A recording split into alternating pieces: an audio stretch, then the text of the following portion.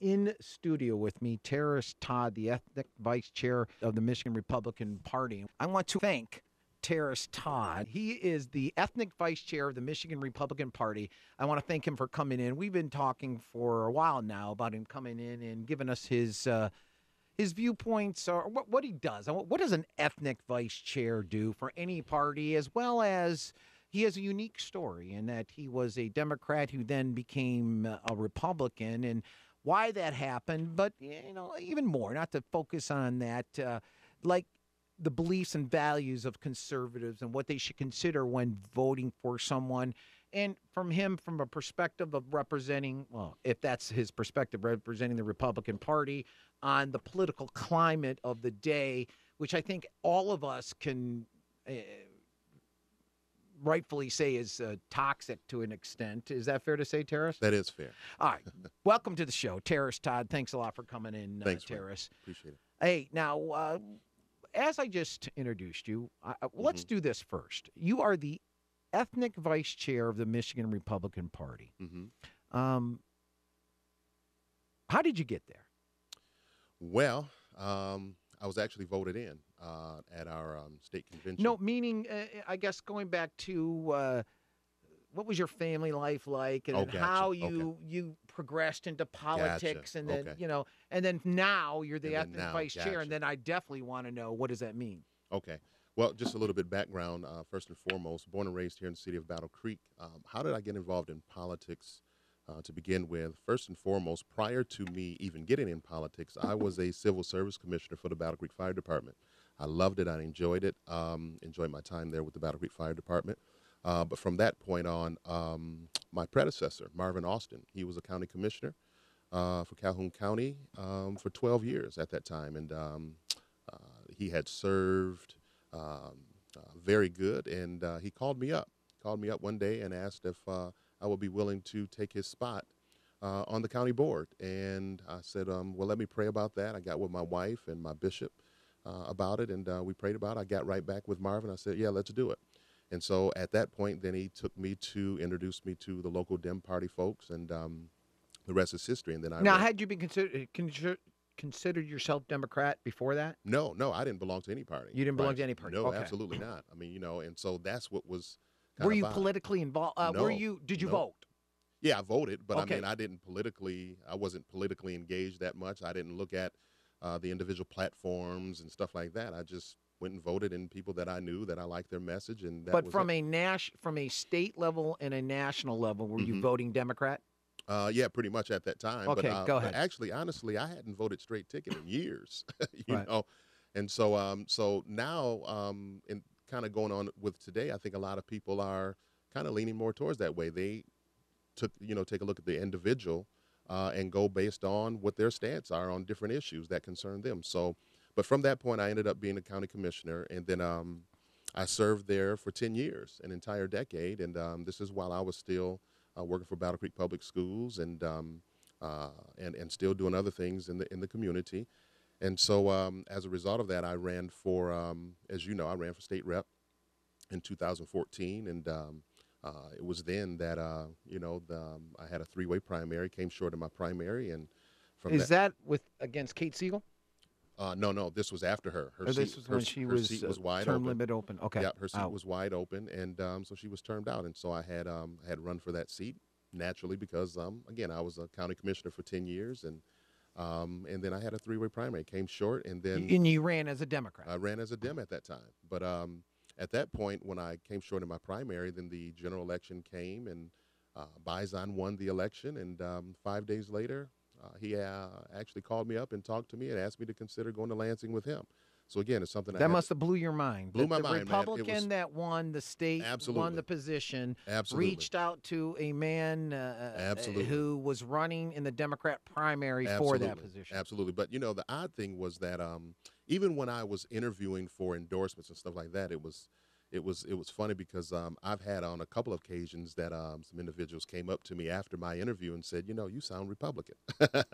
And so I said, oh, why you say that? And so they kind of alluded to the fact of me speaking really, forthright about my faith in God, me being a minister of the gospel, and me being always pro-life, and and whatnot. So, I mean, they said, man, you sound Republican. So it was something that I had always pondered with. And so I went with that. And then when I went with Bison, then the rest is history, man. I mean, so then eventually when you take a look at platforms, I'm like, man, ideologically. And then when you get some local pastors and friends and people in ministry saying, hey, ideologically, most African Americans are conservative Republicans, and I could see that, if you read the platform, if you really know what the party stands for and stuff like that. So then why would you say that if that's true, and we often hear that, certainly fiscally they are, and absolutely. on they're pro-life more than likely than Correct. pro-abortion, why do they, as a 90-something% vote always for the Democrat Party? Is it because the social issues are more important to them? Yeah, a lot of, and that was really one of the main deals is I think a lot of the social issues are very important to African-American population. But honestly, Rank, I think a lot of it is just simply because it was what they knew, Habit. It was definitely a habit. It was what they were raised into. And it's kind of like going back to the scriptures where God had approached Adam. He said, who told you we're naked? I kind of apply that same question to here in politics. Who told you were Democrat? You know what I mean? And so, but once people actually open their minds and they really get a chance to see what we're all about, then they say, well, you know what? I really do agree with that. I do agree with this. So even the conversations I'm having around the state, people are agreeing with, oh, yeah, I do believe in that. I do believe in that. Well, that's what I want to get into. In studio with me is Terris Todd, the ethnic vice chair of the Michigan Republican Party, and he kind of told us his story of how he got into politics, and he was a Democrat, running as a Democrat, and held a seat as a Democrat, and also running as a Democrat.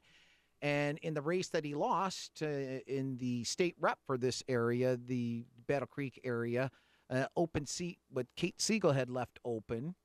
He lost in the Democrat primary, but then the guy who won, Dr. Bison, the state rep currently, called him up, didn't he? And he said, hey, you want to come work for me in Lansing? Yes, sir. Yes, he did. That would blow my mind. It did blow my mind, and it blew a lot of people's minds. Yeah. And that shows you a lot about Dr. Bison. Absolutely. State rep Bison and what he is, what he stands for. And correct. That he really wants what's best for the country, and he must for the state, and he must have thought that you had a lot of good ideas that you could help him with. Yes. Now, so I think we ended how you became a Republican.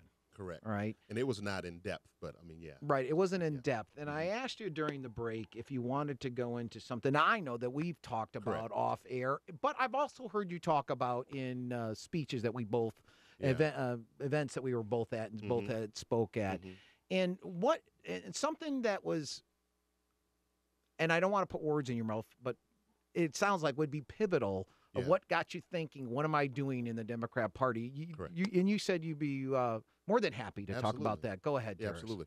Well, I think what was awesome for me was that this last, when I ran for state rep, I think that's when it was like the most pivotal moment in my journey in politics. But even prior to that, in 2012, I think when when the Democrat Party struggled with putting God into their platform, and this was at the request of President Obama, so I had to wonder, okay, was that because they truly didn't want God in their platform, or was that because of the messenger, and it might have been a little bit of both, but even during 2012, I mean, even here locally, so to add to that, not wanting God put in their platform, and that's, me being a minister of the gospel, but then on top of that, when you come to a local situation here, during that time, during the presidential campaign, at their campaign headquarters, they had 12 or 8? 12, 12, yeah. There were buttons of Obama portrayed as a monkey, in the Democrat Party's office. Absolutely. I received a call from some people that attend a local ministry here, and they were outraged. And I said, well, what was going on? And they told me that they had gone out and saw these buttons of Obama with big ears on him and the tail on him like he's a monkey. But why would the Democrat Party, the local that did that, do that? I actually was mistaken. I thought it was during the 2008. No, it was 2012. When it was against Hillary, and they wanted Hillary when she was primarying him. Yeah, no. This was in 2012. But I mean, there were other issues along the way in 2008.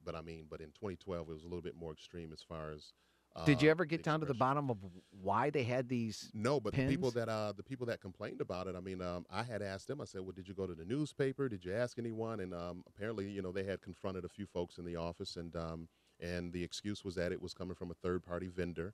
It wasn't them, but and the people at that time, they said they don't care who it's from, but you are the ones that have it out on your table. And You so don't have to have it out, right? yeah. But see, the deal is that Renk is that that's not publicly made aware, and that's where I was a little frustrated. I'm like, you should have went to the newspaper, to the news, and exposed that for what it is. And it's sad because uh, uh, some people here locally, give them a pass for that kind of stuff. And so, The media, and now that you're into what you're into these days, you know right, that it's very difficult to go to the media and get them to run these stories. They yeah, just won't yeah, do it because they're trying to protect their agenda. yeah. So, how did you become the ethnic vice chair for the Michigan Republican Party, Terris? Okay, so eventually I transitioned from there, and again, those were the moments that From made Dr. Bison's office, being a correct. legislative aide? Is that what you were? Yeah. I was actually his.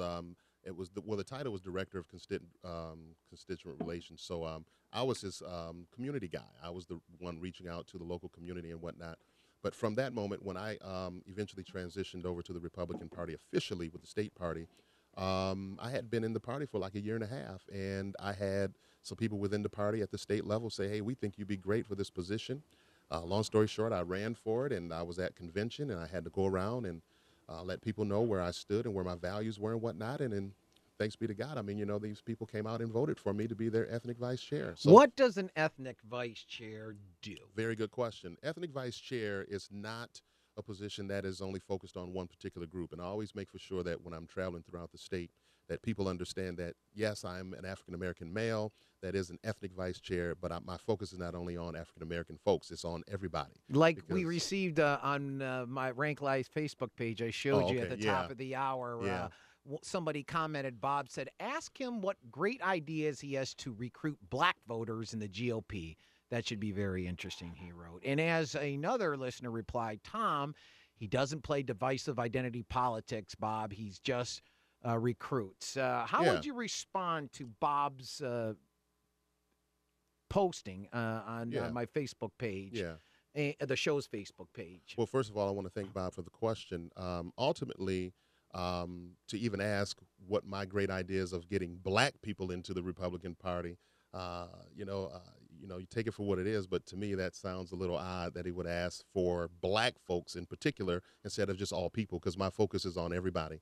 And Well, I can understand the ethnic. So the word that correct, that's in your title is ethnic. So correct. that then to many people mean Yeah. non-white. Let's go. I mean, No, is that fair? But white, yeah, in their own understanding. But really, if you look at the word ethnic, everyone's ethnic. That's true. You know what I mean? So, Right. I mean, it's So you're different saying, groups. as the ethnic vice chair of the Michigan Republican Party, they're not asking you go after black people. Correct. We have Go after Asian people. right. That's right. They are absolutely not. Why? We're the party with the big tent. I mean, we have every ethnicity, every race, every creed, we have everyone underneath this tent, but we all share a lot of the same common values and belief systems in our party. And so, but to answer that question, as far as what great ideas do I have? Well, the only idea that I have is to share our platform.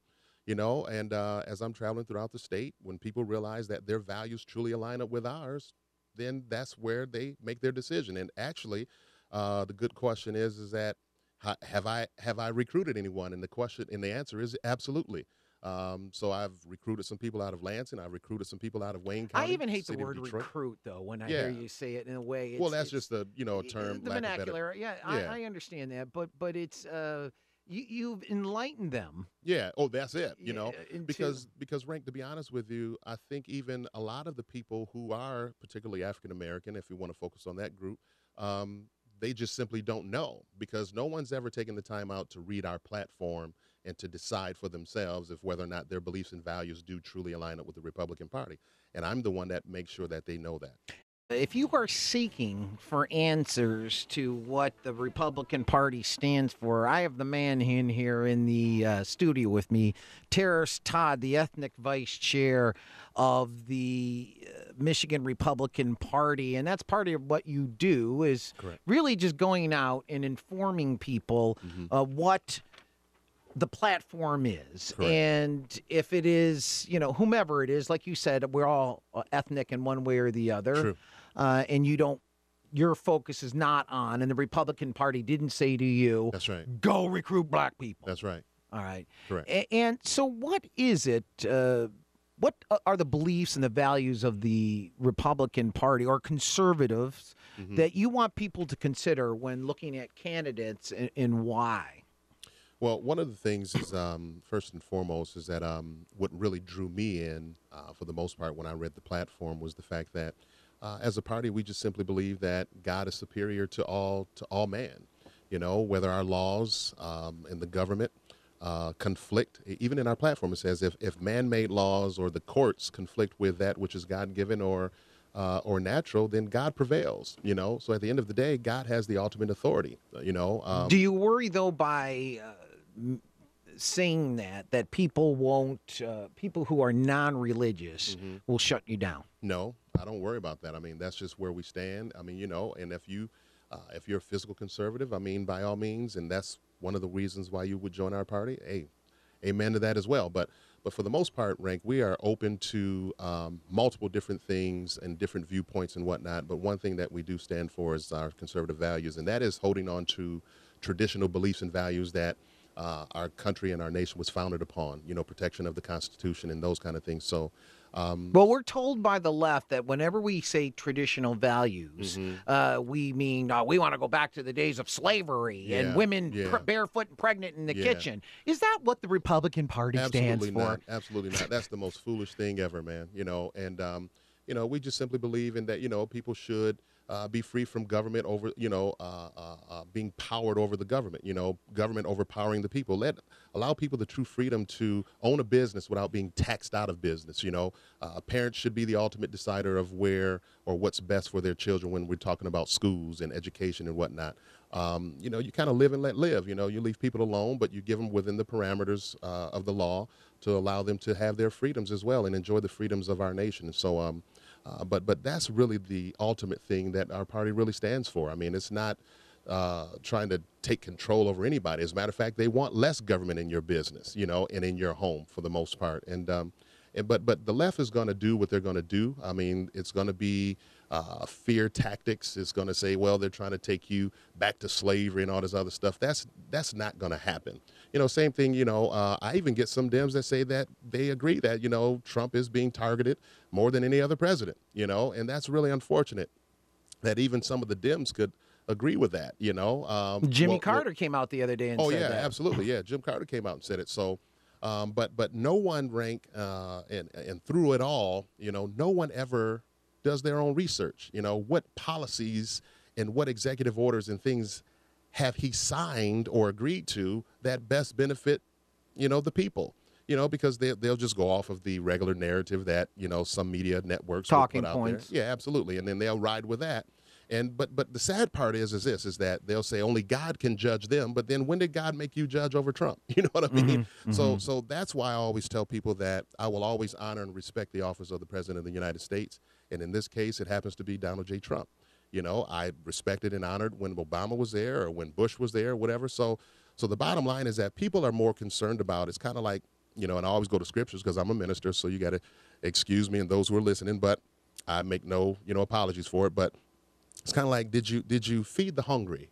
You know, did you clothe the naked? Did you give drink to those who were thirsty? But they would say Republicans don't want to feed the hungry, don't want to clothe the naked, don't want to give.